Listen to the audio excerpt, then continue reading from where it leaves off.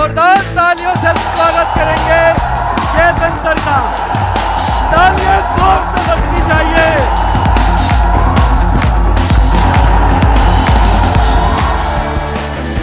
आपके अभिनंदन के लिए धन्यवाद। Thank you very much.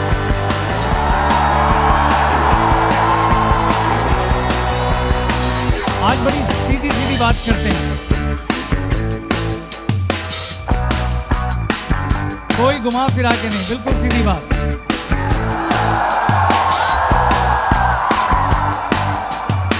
दोस्तों, आप सब लोग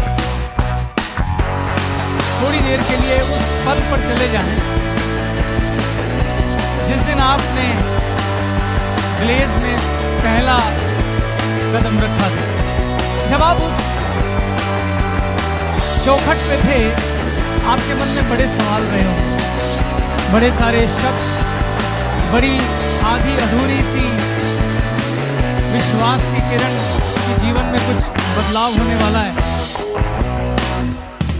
लेकिन एक बात आप सब में कॉमन थी, वो ये थी कि हम सब अपने जीवन में कुछ कर गुजरना चाहते हैं।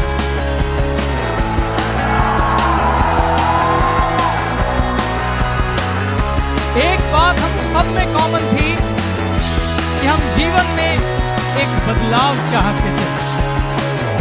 हम लड़ना चाहते थे और अपने जीवन को एक नया आयाम देना चाहते थे। आप ऐसा चाहते थे और आप सबकी यहाँ जो मौजूदगी है वो इस बात का सबूत है कि आप जीवन में ऊंचा उठना चाहते थे। ठीक है? तो मैं यहाँ आज भविष्य के विजेताओं से बात कर रहा हूं।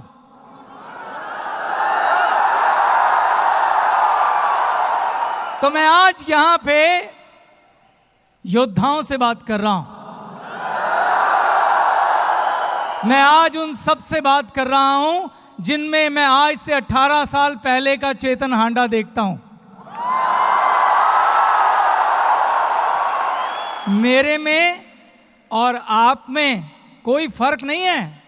आज से 18 साल पहले मैं एक ऐसे परिवार से संबंध रखता था जहां 7 लोग एक ही कमरे के मकान में किराए पे रहते थे। दोस्तों, मेरा उस समय का एक छोटा सा ख्वाब होता था कि मुझे स्कूटर चाहिए, साइकिल पे घूमता था। लेकिन मैंने भी ऐसे ही आप ही की तरह ऐसे ही किसी मंदिर की चौखट पे पहली बार कदम रखा था। तो इसीलिए मैं आज आपको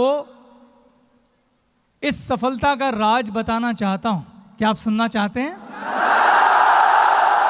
क्या आप 18 साल बाद मुझसे भी 18 गुना आगे जाना चाहते हैं?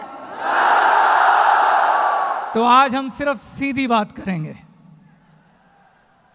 दोस्तों, कुछ बातें मैंने कितनी भी बार कही हों, वो बड़ी सच्ची हैं, वो बड़ी गहरी हैं, वो बड़ी आर्थिक हैं।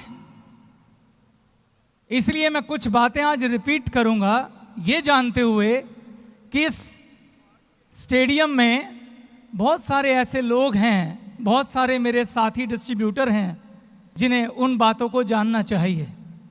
आज मैं आपसे वो बातें कहूंगा जो आज से कभी 15-16 साल पहले मैंने कही थी, क्योंकि वो आज भी उतनी यथार्थ और सच्ची हैं जितनी 16 साल पहले थी, क्योंकि उन्हीं बातों ने आज मुझे यहां पहुंचाया है। शुरू करें? हम सब कामयाब होना चाहते हैं, हम सब खूब सारा पैसा कमाना चाहते हैं। तो आपकी कामयाबी की जो पहली सीढ़ी है दोस्तों, वो है आपकी सोच।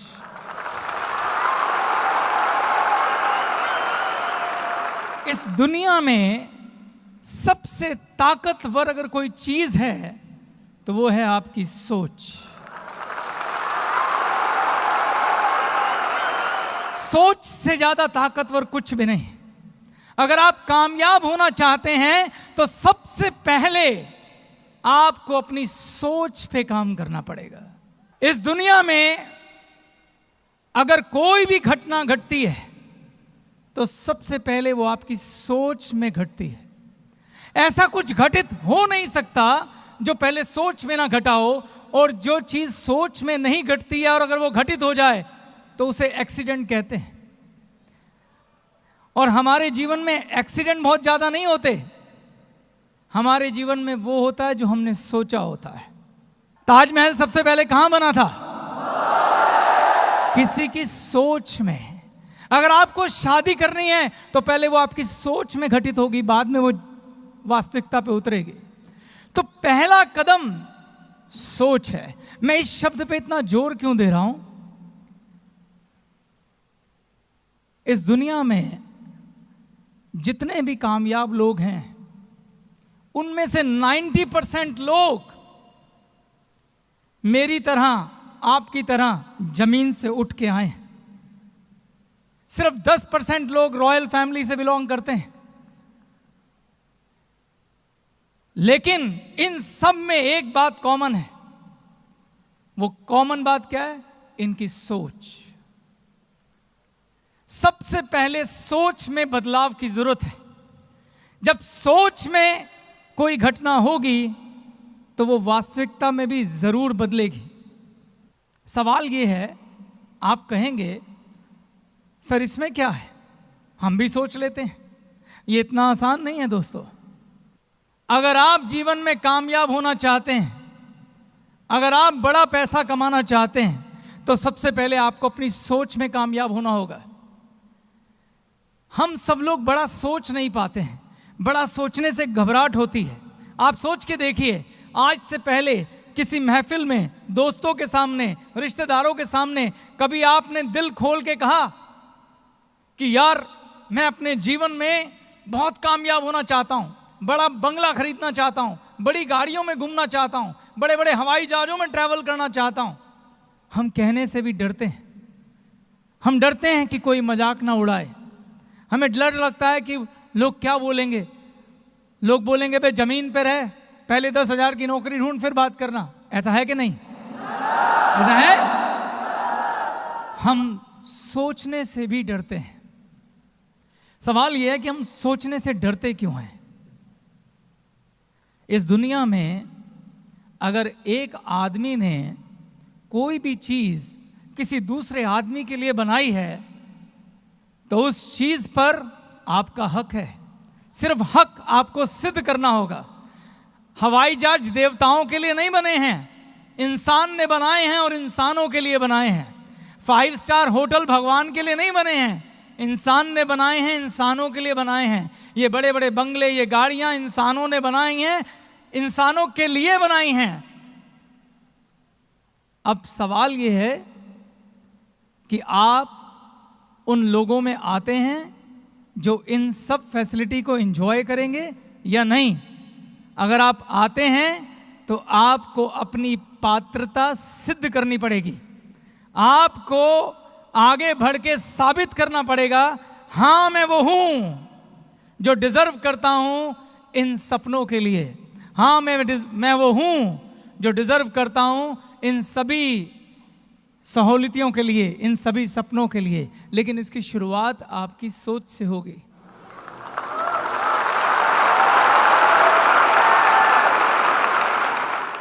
हमारी सोच हमारी परवरिश से जुड़ी हुई है दोस्तों। ये बातें मैं आपको इसलिए कह पा रहा हूं क्योंकि मैं भी इसी दौर से गुजरा हूं। हमारी सोच का निर्माण हमारी परवरिश के वक्त होता है, और हमारी सोच का निर्माण करता कौन है? हमारे माता पिता, हमारे स्कूल के अध्यापक, हमारे टीचर्स, हमारे दोस्त, वो दोस्त जिनके साथ हम खेलते हैं। जब हम छोटे से बड़े हो रहे होते हैं तो हमारे स्कूल के टीचर, हमारे माँ बाप, हमारे रिश्तेदार, हमारे दोस्त हमेशा क्या कहते हैं कि बेटा अगर जीवन में कामयाब होना है तो क्या करना होगा? बेटा पढ़ो, बेटा लिखो, और जब पढ़ लिख के बड़े हो जाओगे तो तुम्हें एक अच्छी नौकरी मिलेगी। बचपन से लेके बड़े होने तक हमने खूब मेहनत की, क्योंकि हमें हमारी सोच में बार बार ये बोला गया कि पढ़ो लिखो मेहनत करो ताकि तुम एक अच्छी नौकरी कर सको। इस सोच में हमें नौकरी के लिए प्रोग्राम किया गया। हमें बोला गया कि आपको सिर्फ इतने पैसे कमाने हैं कि आप अपनी आजीविका चला सको। हमें कंजर्वेटिव सोच दी गई। और अगर हमने कभी किसी को बोला भी कि यार मैं तो लाइफ में कुछ बड़ा करना चाहता हूं, बड़ी गाड़ी बड़ा बिजनेस, तो लोगों ने हमारा क्या किया? मजाक उड़ाया। लोगों ने क्या बोला? ज्यादा ऊपर मत उड़, जमीन पे रह। ऐसा हुआ कि नहीं हुआ? इसलिए हमें बड़ा सोचने से भी डर लगता है दोस्तों। और सोच कितनी ताकतवर होती है, मैं आपको एक एग्जाम्पल देता हूं। अगर आप किसी डायरी में जाएं, दूध की डायरी होती है ना, जहां भैंसें बांधी जाती हैं, जब भैंस का बच्चा छोटा होता है उसे छोटे होते एक रस्सी से बांध दिया जाता है खूंटे पर, और उसके आगे एक चारे का टोकरा रख दिया जाता है। वो छोटा बच्चा बहुत कोशिश करता है उस रस्सी को तोड़ने की, मगर वो रस्सी मजबूत होती है, वो तोड़ नहीं पाता। उसकी सोच में ये डाला जाता है कि तुझे इस खूंटे से बंधे रहना है और ये चारा खाना है। और धीरे धीरे वो बच्चा जब बड़ा होता है तो वो रस्सी एक्चुअल में उसके गले में नहीं बनती है, वो उसके दिमाग पे बांधी जाती है। वो छोटा बच्चा उस रस्सी में बंधा बंधा बड़ा हो जाता है। छोटे होते उसने जो प्रयास किया था, बड़े होते वो प्रयास करना भी बंद कर देता है। और जब वो भैंसा बन जाता है, जब उसके अंदर असीम शक्ति होती है, इतनी शक्ति कि वो खूंटा उखाड़ के कहीं भी फेंक दे, वो कभी कोशिश भी नहीं करता है। वो पूरी जिंदगी उस खूंटे पे बंद कर उस चारे को खाता रहता है।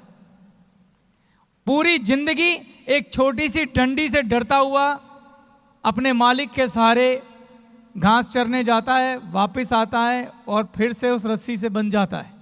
जो भी व्यक्ति भैंस की डायरी चलाता है, मैं उससे यह प्रश्न पूछता हूं, क्या उसमें हिम्मत है कि किसी जंगली भैंसे को बांध के दिखाए? जंगली भैंसे को बांधा नहीं जा सकता। क्यों? क्योंकि वो अपनी सोच में आजाद है दोस्तों। वो अपनी सोच में आजाद है। सोच कितनी ताकतवर चीज है कि दुनिया का सबसे शक्तिशाली जानवर के साथ ये तय करना हो कि वो जंगल में रहेगा या सर्कस में, तो सिर्फ उसकी सोच बांध दो। शेर की सोच बांध दो तो वो सर्कस का शेर हो जाएगा। शेर की सोच आजाद कर दो तो वो जंगल का राजा बन जाएगा।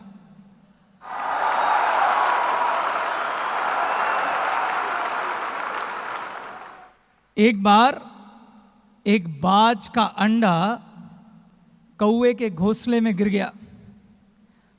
कोई ने सोचा कि ये मेरा अंडा है। उसने अंडे को सेया, उसमें से बच्चा निकला। कौवी ने उस बच्चे को पाला। वो बाज के बच्चे को भी लगा कि कौवी मेरी मां है। बच्चे के पंख निकले, उसने उड़ान भरनी शुरू की। तो जब भी वो थोड़ा सा ऊपर उड़ता था तो उसकी मां उसे कहती थी, ना बेटा इससे ऊपर मत उड़ना, इससे ऊपर उड़ोगे तो गिर जाओगे। वो बाज का बच्चा, क्योंकि कौवे तो नीचे उड़ते हैं ना, वो बाज का बच्चा अपनी सोच में ऐसा गुलाम हुआ कि पूरी जिंदगी उस कुएं की ऊंचाई पर ही उड़ता रहा। हम सब लोग यकीन मानिए दोस्तों, वही बाज के बच्चे हैं।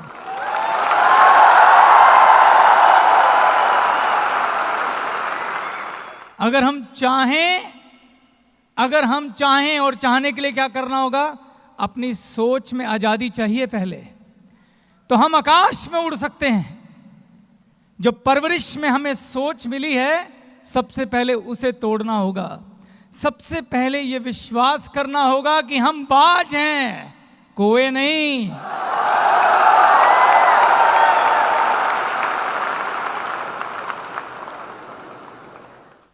आज से सबसे पहले आपको बड़ा सोचना सीखा होगा।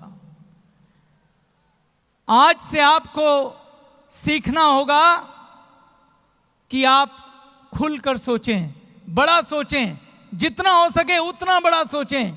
इस दुनिया में अगर किसी इंसान ने किसी दूसरे इंसान के लिए कुछ भी बनाया है, वो आप हासिल कर सकते हैं, ये सोच के सोचें। याद रखिए दोस्तों, सोच पहला कदम है, आखिरी नहीं। अभी आगे की बात होनी है। तो सबसे पहले ये सोचें कि आज से जब हम अपने बच्चों से बोलेंगे कि बेटा पढ़ो लिखो और पढ़ लिख के एक एंटरप्रेन्योर बनना, एक बिजनेसमैन बनना, इतना बड़ा आदमी बनना कि हजारों लोगों को नौकरियां दे सको, लेने के लिए नहीं। अब हम नौकरी लेने के लिए काम नहीं करेंगे, नौकरियां पैदा करने के लिए काम करेंगे। हम रोजगार मांगने नहीं जाएंगे, हम रोजगार पैदा करेंगे। ये हमारी सोच होनी चाहिए। यस और नो? अब सोच के बाद अगली कदम की बात करता हूं। सोच और सपने में एक छोटा सा फर्क है। पहला कदम बड़ा सोचें और दूसरा कदम उस सोच से एक सपने का निर्माण करें। एक सपना जो आपका खुद का हो, एक सपना जो सच्चा हो, एक सपना जिसे आप मोहब्बत करते हो, एक सपना जिसे आप प्यार करते हो।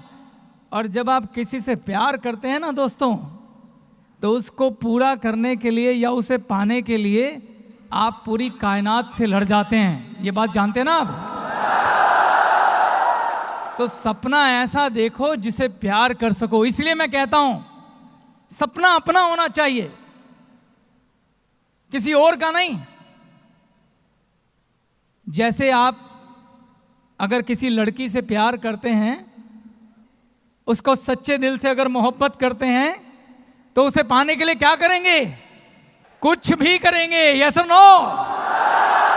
पूरी दुनिया से लड़ जाएंगे। यस और नो? इसी प्रकार से अगर आप अपने सपने से प्यार करते हैं, तो आप उसे पूरा करने के लिए पूरी दुनिया से लड़ जाएंगे, दिन रात मेहनत करेंगे, पूरी ईमानदारी से अपना सब कुछ उसमें लगाएंगे। और यकीन मानो दोस्तों, अगर आपको अपने सपने पे विश्वास है, अगर सच्चा प्यार है, तो आपको यहां लाने से खुदा भी नहीं रोक सकता।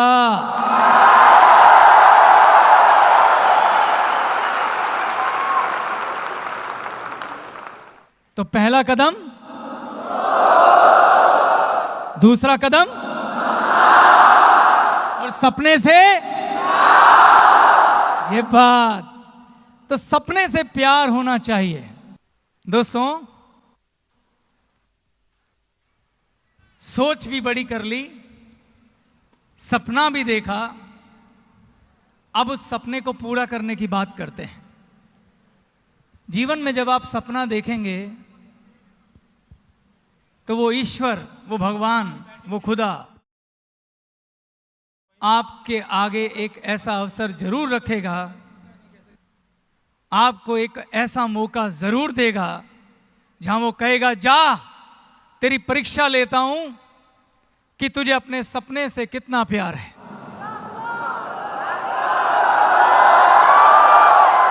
जा, खड़ा हो, लड़ और अपनी मंजिल हासिल कर। और मुझे वो मौका भगवान ने दिया, और मैं जानता हूं आप सबको भी दिया।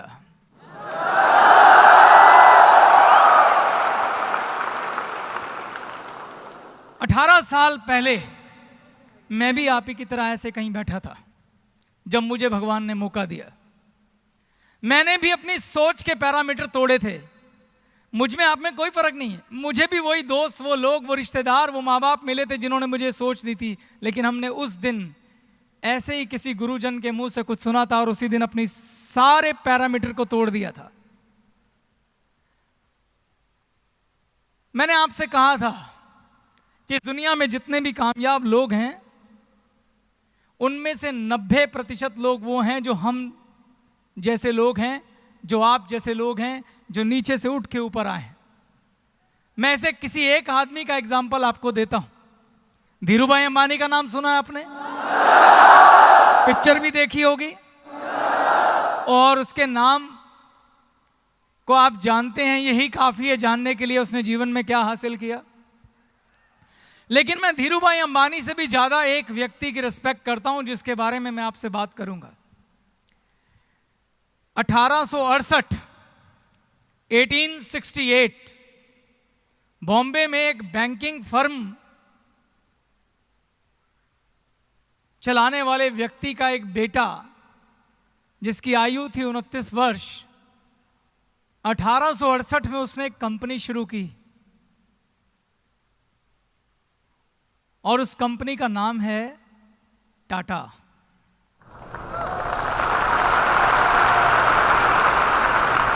और उस 29 साल के युवक का नाम था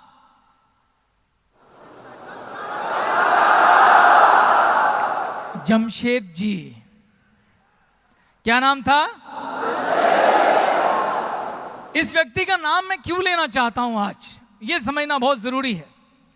पहली बात, इस व्यक्ति ने भी 1868 में अपने सोच में आजादी ली थी, एक ख्वाब देखा था, एक सपना देखा था और उस सपने से प्यार किया था। और 1868 में ये जो कंपनी शुरू हुई, आज इस कंपनी को 148 साल पूरे हो गए हैं। कितने? 148 ईयर। और 6 जनरेशन ने इस कंपनी को चलाया है। कितनी? अभी 6ठी जनरेशन है। जमशेद जी के बाद दोराब जी, उसके बाद नौरोजी, उसके बाद JRD, फिर रतन और अब साइरस मिस्त्री इस समय इस कंपनी को देख रहे हैं। वो कंपनी जो 1868 में शुरू हुई थी, वो आज 100 कंपनियों में बदल चुकी है। आज टाटा की 100 कंपनीज हैं जिन्हें हम टाटा ग्रुप कहते हैं और 6 लाख से ज्यादा एम्प्लॉई हैं। और आज वो अपने इंट्रोडक्शन की मोहताज नहीं है। मैं ये सब आपको क्यों बता रहा हूं? अक्सर हमारे आसपास लोग भाग्य की दुहाई देते हैं। लोग कहते हैं बिजनेस में उतार चढ़ाव होता है, लोग कहते हैं बिजनेस खराब हो जाता है, कभी अच्छा होता है, कभी गिर जाता है, कभी नुकसान हो जाता है। 148 साल में टाटा के साथ ऐसा कुछ भी नहीं हुआ। 148 साल में 6 कंपनी के मुखिया बदल गए, मगर कंपनी ने सिर्फ तरक्की की राह देखी, सिर्फ प्रगति की राह देखी। आज देश विदेशों में टाटा की कंपनियां हैं। मैं आपसे सब क्यों कह रहा हूं? जमशेद जी से किसी ने पूछा, आपकी सफलता का राज, ऐसी कंपनी पे भाग्य 148 सालों से क्यों मेहरबान है? तो जवाब बड़ा सिंपल है, क्योंकि इस कंपनी का भाग्य विधाता उसका कस्टमर है।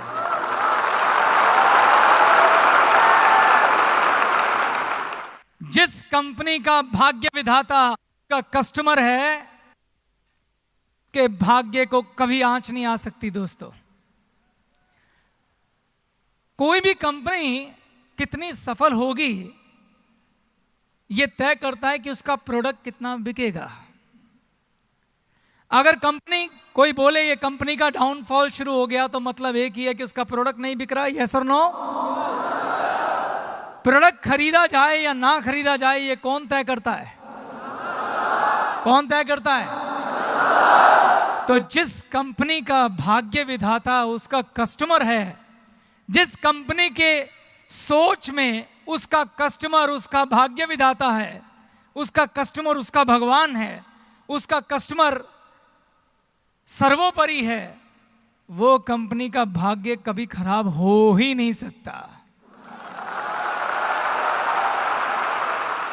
मैं इस स्टेज के माध्यम से जो आपको कहने जा रहा हूं, अगर आप सब लोग आज यहां बैठे हैं, अपनी सोच में ये तय करते हैं कि हमें ग्लेज को वैसी ही कंपनी बनाना है जैसे टाटा ग्रुप है, क्या हमें बनाना है? क्या हम भी ऐसा ख्वाब देख सकते हैं कि हमारी आने वाली 6 जनरेशन, 6 नहीं आगे तक, इस कंपनी का भाग्य उदय रहे और हम अपने बच्चों को एक काम दे के जा सके? क्या हम ये चाहते हैं? अगर हम ये चाहते हैं तो हमें अपना भाग्य विधाता कस्टमर को बनाना होगा। किसे बनाना होगा? अगर हम कहते हैं कि हमें कस्टमर को भाग्य विधाता बनाना है तो उसे बनाया कैसे जाता है, पहले वो समझने की आवश्यकता है। कैसे बनाते हैं कस्टमर को भाग्य विधाता? अगर हम किसी को खुश करना चाहते हैं तो क्या करना चाहिए? अगर आप अपनी गर्लफ्रेंड को खुश करना चाहते हैं तो आप उसे तोहफा देंगे अपनी पसंद का कि उसकी पसंद का? उसकी पसंद का। तो अगर आप कस्टमर को भाग्य विधाता बनाना चाहते हैं, अगर कहते हैं कि कस्टमर वंदनीय है, और वो वंदनीय है भी, क्यों वंदनीय है? जब एक कस्टमर प्रोडक्ट खरीदता है, उससे जो पैसा पैदा होता है उससे मेरे सपने पूरे होते हैं। वो सपना जिसे मैंने प्यार किया है, अगर आपको आपके प्यार से कोई मिला दे, अगर आपको कोई आपके प्यार से मिलन करा दे तो वो पूजनीय है कि नहीं? तो अगर आप अपने सपने से प्यार करते हैं तो आपके सपने से आपकी मुलाकात आपका कस्टमर कराएगा। इसलिए यह जरूरी है कि आप समझें कि कस्टमर कैसे खुश होगा, और कस्टमर कैसे खुश होगा ये कौन बताएगा? कौन बताएगा? कस्टमर ही बताएगा। तो मैं आपसे कहता हूं कि आज के इस युग में कस्टमर सेंट्रिक है। जब आप किसी कस्टमर को प्रोडक्ट बेचने जाते हैं, जब आप किसी कस्टमर के पास प्रोडक्ट लेके जाते हैं, तो आप उसे वो प्रोडक्ट मत बेचिए जो आप बेचना चाहते हैं। आप ये जानने का प्रयास करिए कि उसकी जरूरत क्या है, वो क्या खरीदना चाहता है, और उसके मुताबिक उसे प्रोडक्ट दीजिए। आप उसकी दिल से, श्रद्धा से रिस्पेक्ट कीजिए, उसे झूठ मत बोलिए, उसे फरेब मत करिए। अगर आप उसे झूठ बोल रहे हैं, उसके साथ फरेब कर रहे हैं, आप उसे गलत बात कर रहे हैं, बात बढ़ा चढ़ा के बोल रहे हैं, आप चीटिंग कर रहे हैं, सॉरी दोस्तों, जितनी मर्जी बड़ी सोच कर लो, जब सपनों से प्यार नहीं, कस्टमर के लिए रिस्पेक्ट नहीं, भाग्य विधाता के लिए इज्जत नहीं, तो आपके सपने पूरे नहीं हो सकते। आपके सपने पूरे नहीं हो सकते। कस्टमर ही आपको बताएगा कि मुझे क्या चाहिए। उसके साथ ईमानदारी, सच्चाई के साथ पेश आए। मैं आपको सफलता के कुछ सूत्र बताता हूं। सबसे पहले जो भी कोई डिस्ट्रीब्यूटर आता है, जो भी डिस्ट्रीब्यूटर है, उसे सबसे पहले अपनी ट्रेनिंग पूरी करनी चाहिए। 7-8 दिन लगा के, 10 दिन लगा के पूरा ज्ञान प्राप्त करना चाहिए, पूरी ट्रेनिंग लेनी चाहिए। हर प्रोडक्ट की ट्रेनिंग लेनी चाहिए। किस प्रोडक्ट के अंदर क्या है, इसे प्रयोग करने की विधि क्या है, इसके फायदे क्या हैं। दूसरे नंबर पे इन सभी प्रोडक्ट को इस्तेमाल खुद करके देखना चाहिए। आप बता सकते हैं मैं ऐसा क्यों कह रहा हूं कि हमें खुद इस्तेमाल करके देखना चाहिए? ताकि जब आप किसी कस्टमर को जाके किसी प्रोडक्ट की तारीफ करें तो झूठी नहीं करें, यहां से दिल से निकलनी चाहिए सच्ची तारीफ। और मैं आपको छूट देता हूं कि अगर आपको कोई प्रोडक्ट पसंद नहीं आया, अगर आपको कोई प्रोडक्ट अच्छा नहीं लगा, आप हमें बताइए, मत बेचिए कस्टमर को, होने दीजिए नुकसान, गलत चीज नहीं देंगे कस्टमर को, नहीं देंगे कस्टमर को कोई गलत चीज। आप हमें बताइए, हम इंप्रूव करेंगे, उसे और बेहतर करेंगे।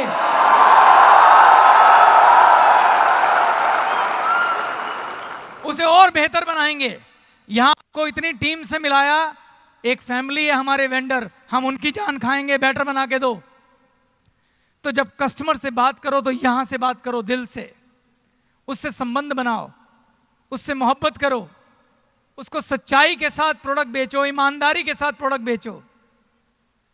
देखो दोस्तों, हमेशा हमारे पास दो विकल्प होते हैं। हमारे पास, सबके पास हमेशा ऑप्शन होती है, विकल्प होते हैं। एक विकल्प होता है शॉर्टकट, छोटा रास्ता। इसमें कोई संदेह नहीं, कई बार छोटे रास्ते पे फटाफट जल्दी थोड़ा सा पैसा आ जाता है। लेकिन एक होता है सही रास्ता, मैं छोटा नहीं कह रहा हूं, सही रास्ता। सही रास्ता थोड़ा बड़ा हो सकता है, थोड़ा मेहनती हो सकता है, मगर मैं आपको यह कहता हूं कि छोटे रास्ते में आपकी सफलता का अंत जल्दी ही निश्चित है। लेकिन बड़े रास्ते में आप वो इबारत लिखेंगे जो जमशेद टाटा ने लिखी। बड़ा रास्ता चरित्र का रास्ता है। बड़े रास्ते में जब आप घर जाएंगे तो अपने बच्चों को फक्र से बोलेंगे कि तुम्हारे पापा मेहनत करके आए हैं और एक ऐसे रास्ते का निर्माण कर रहे हैं बेटा, जब तुम अपने पापा पे फक्र करोगे। जब मैं तुम्हारे लिए रियासत में एक खूबसूरत बिजनेस छोड़ के जाऊंगा। तो हमेशा आपके पास विकल्प होते हैं, आपको चुनना होता है। हो सकता है आपकी अपलाइन, हो सकता है आपके कोई टीचर आपको छोटे रास्ते की गाइडलाइन दें, लेकिन ग्लेज के बिजनेस की खूबसूरती है कि आप जहां खड़े हैं बात वहीं से शुरू होती है। आपके पास हमेशा चुनाव होता है।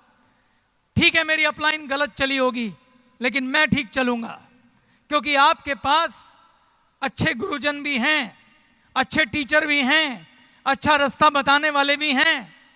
आप उनको फॉलो करो, अपनी अंतरात्मा को सुनो, सही रास्ते पे चलो और जमशेद टाटा का रास्ता लो। ऐसा रास्ता लो कि तुम युग की इबादत लिख सको। ऐसा रास्ता नहीं जो तंग गलियों से निकलता हुआ अंधेरे में जाता हो। दोस्तों, अगर आप से मैं एक सवाल पूछूं, अपने मन में जवाब सोचना।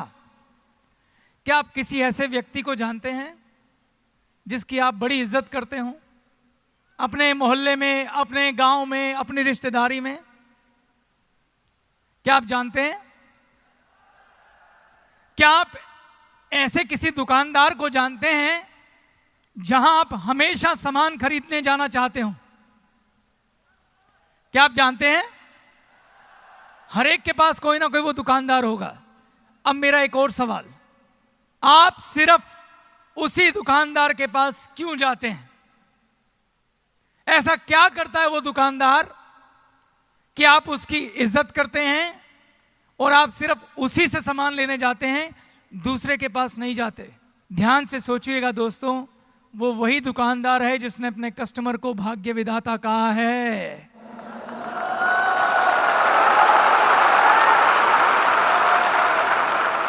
दिल्ली में तिलक नगर में ऐसा ही एक दुकानदार है जिसे मैं जानता हूं, जिसने छोटी सी दुकान से काम शुरू किया था।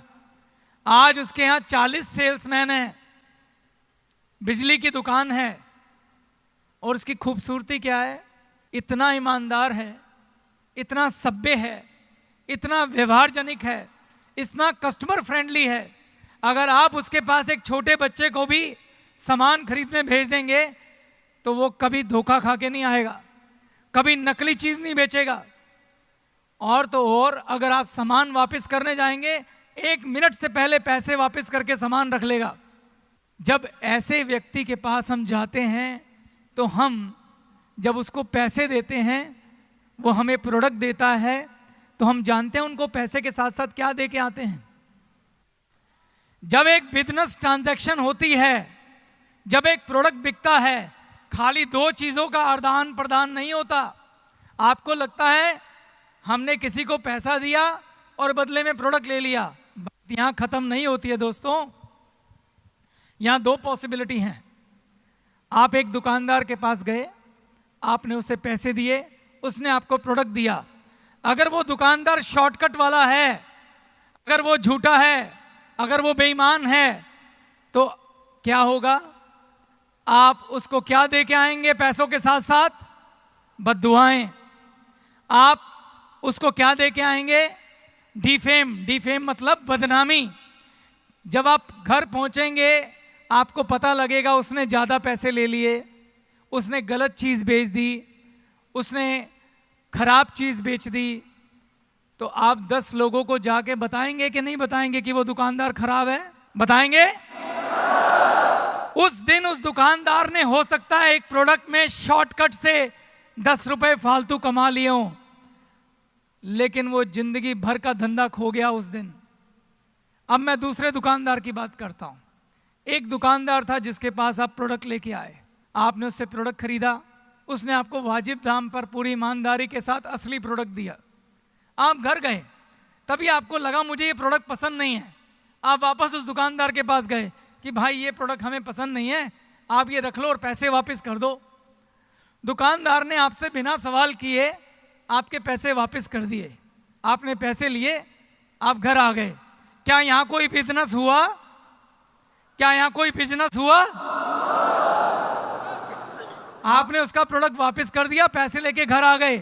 क्या उस दुकानदार ने कुछ कमाया? यहां आज बहुत बड़ा बिजनेस हुआ दोस्तों। उस दुकानदार ने बहुत कुछ कमाया। जानते हो क्या कमाया उसने? आपका विश्वास कमाया।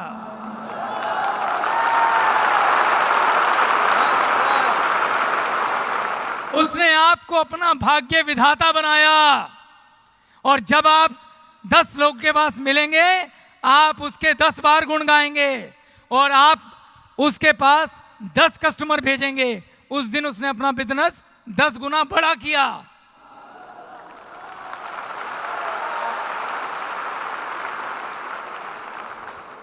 तो जमशेद टाटा बनो दोस्तों, ईमानदारी का जीवन जियो। आज अपने हाथ में रख के मेरे साथ कसम खाओ। खाओगे? खाओगे? तो अपनी सीटों पे खड़े हो जाओ। सब लोग खड़े हो जाओ मेरे साथ। और आज अपने दिल पे हाथ रख के कसम खाओ, जिससे भी आप प्यार करते हैं, जिसकी भी आप इज्जत करते हैं, जिस भगवान को आप मानते हैं, अल्लाह को मानते हैं, खुदा को मानते हैं, रब को मानते हैं, वाहिगुरु को मानते हैं, जीसस को मानते हैं, उसकी कसम खाओ। और अगर आज तुमने ये सच्चे दिल से कसम खा ली, तो मैं आपको खून से लिख के देने को तैयार हूं कि आपको कामयाब होने से खुदा भी नहीं रोकेगा।